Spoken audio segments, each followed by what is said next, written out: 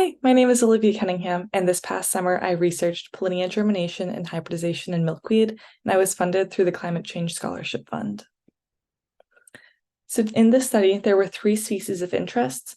We had showy milkweed, which is native to from Central to West America, common milkweed, which is native from East to Central America, and poke milkweed, which is really just native in East America. Below, we have photos of what the pure species look like and their hybrid. So here we have what pure poke milkweed looks like, what pure common milkweed looks like, what pure showy milkweed looks like, and then the hybrid between the two. And you can see that they're kind of intermediates between them. That's what we find interesting, and we want to know how that happens. So here we have a milkweed flower, and the black dot up here is the Pollinia head. Pollinia is just a fancy word for sacs of pollen.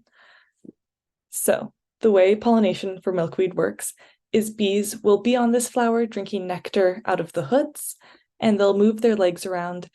The Pollinia head is sticky, and so it gets stuck to the bee's leg, and as the bee flies away, it takes the Pollinia with it.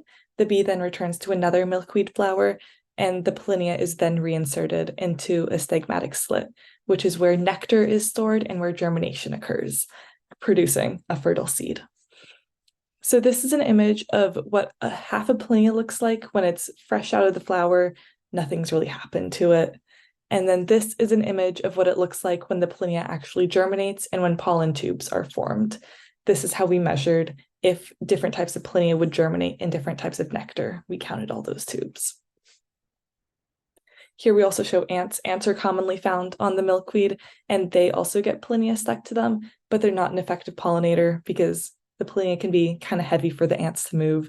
So it's just a wasted opportunity for the milkweed when that happens. So for methods here, the first step we took were at night we'd go and we'd bag flowers. And so that way that would prevent the nectar from evaporating or insects from drinking the nectar before we were able to come and collect it the next morning. So the next morning rolls around, we go out with microcapillary tubes, which are really small scientific straws, and we collect the nectar from them in here, and then they're stored for later. Then we collect the flowers and we put them in these containers. We bring them back to the lab, and in the lab, we take the Pollinia out of the flowers, cut them in half, and then put one half of a Pollinia into a nectar drop through the hanging drop method, which is where you put a drop of nectar on the lid of a petri dish and then put the Pollinia inside that drop of nectar.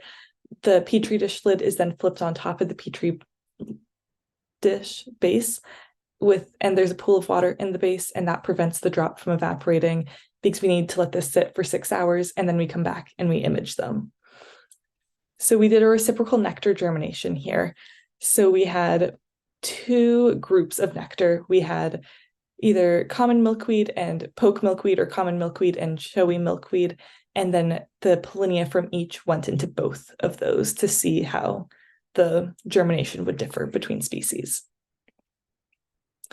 The results we found were that poke milkweed Pollinia would germinate in both poke nectar and common common Pollinia would only germinate in the poke nectar.